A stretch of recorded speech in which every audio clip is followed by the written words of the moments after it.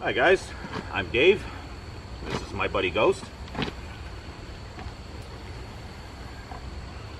There are some people who have talked to me.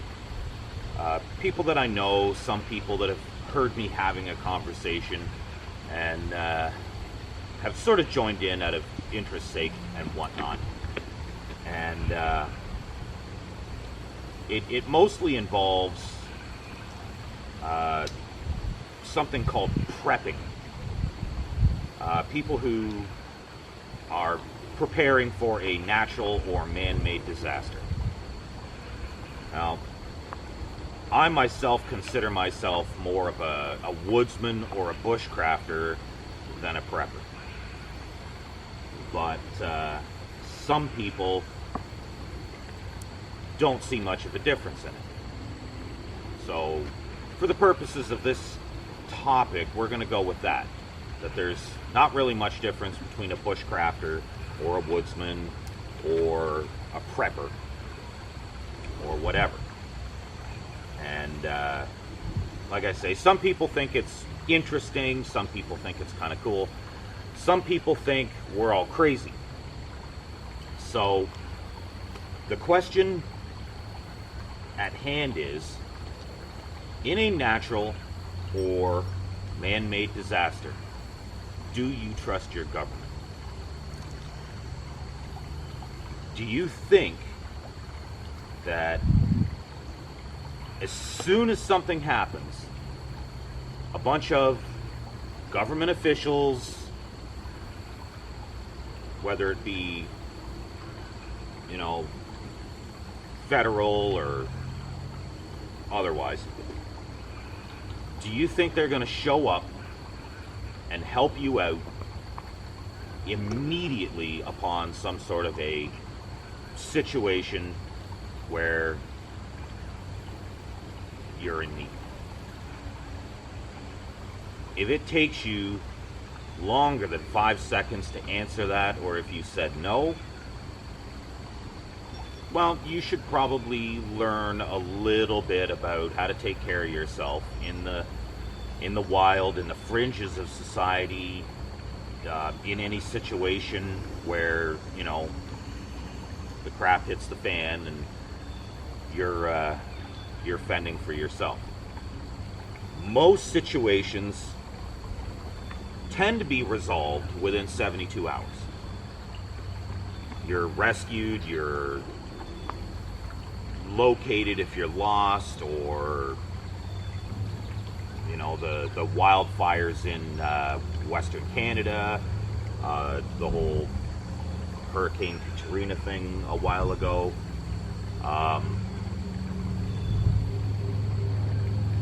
It generally takes about 72 hours before somebody just shows up, even with a bottle of water, and says, "Hey, are you thirsty?"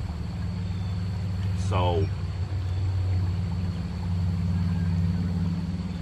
really, within 72 hours, you're going to be pretty dehydrated.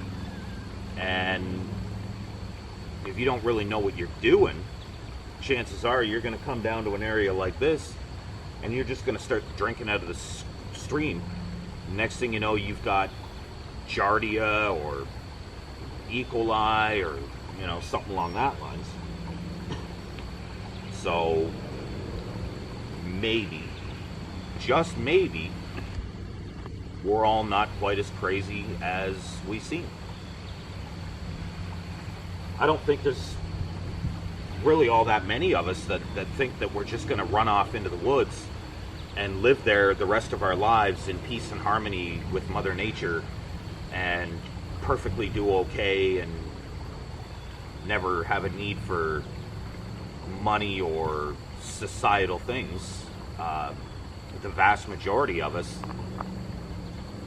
basically just want to be able to get through that 72 hours with as much comfort as possible. And all in all, the more you know, the less you need. I have a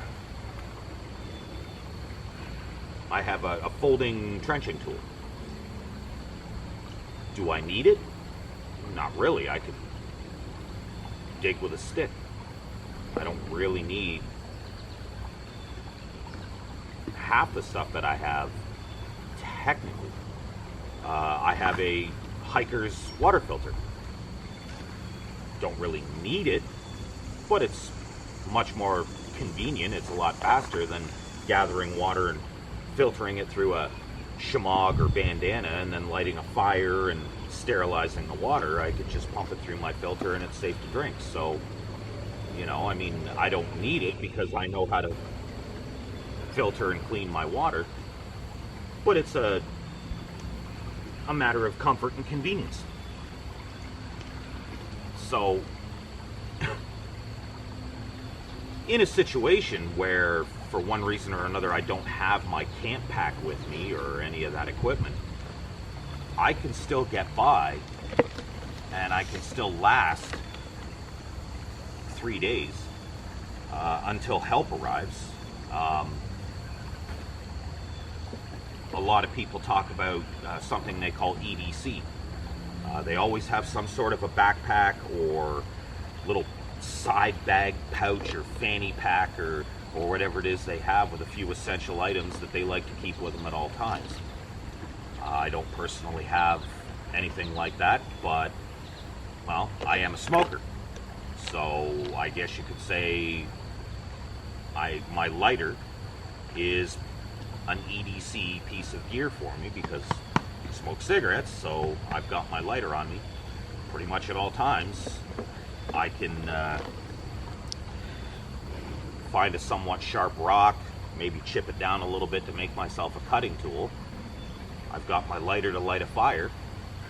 I could find a poplar tree or a birch tree or something like that. I could use my sharpened rock to carve down some bark, collect some water, boil it. I've got fire from my lighter. I've got purified water. Well, I'm right alongside a stream here. I can find something to eat, whether it be clams or frogs or, you know, whatever. Somebody who maybe doesn't know what they're doing might be catching frogs and inadvertently catch a toad, eat that. Now they're in trouble. Now they've eaten something poisonous and they're in sort of a dire situation. So my whole point is, if you don't 100% trust your government to send aid immediately upon some sort of a disaster, then you might want to have a little bit of basic information. And the more you know, the less you need. So it's always good to read a little, watch YouTube videos like this or plenty of other ones. There's a plethora of information on the internet where you can actually learn a lot in a very short period of time. And a lot of what I see is people playing video games or messing around on social media websites, which generally have those little 8-bit video games on them, and that's really all they ever do. It's astounding to me that it's the information superhighway, and basically, for the most part, it's turned into a video game console. So I guess that's something to keep in mind, to think about, to realize that, you know, hey, maybe I'm not interested in camping, or I'm not much of a fisherman or a hunter, outdoorsman of some kind. But I might want to know a little bit about the area that I live in, and what plants are edible and what plants are poisonous or an irritant, and what kind of food sources are out there. You know, if a tornado comes through, I live in London, Ontario. It's pretty much at the end of what they call Tornado Alley.